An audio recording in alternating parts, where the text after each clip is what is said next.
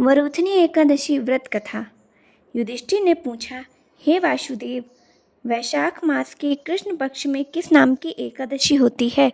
कृपया उसकी महिमा मुझे बताइए।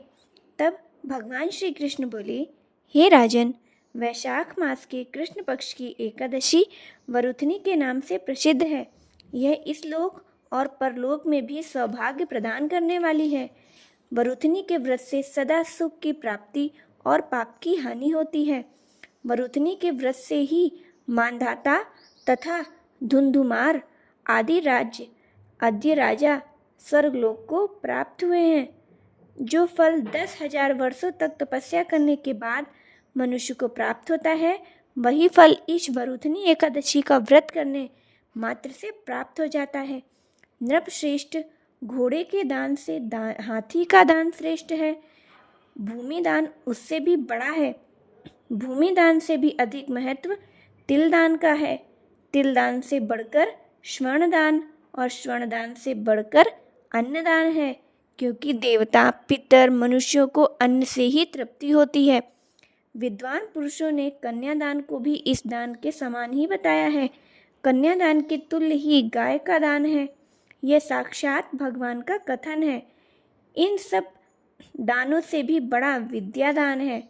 मनुष्य वरुथनी एकादशी का व्रत करके विद्यादान का फल प्राप्त कर लेता है।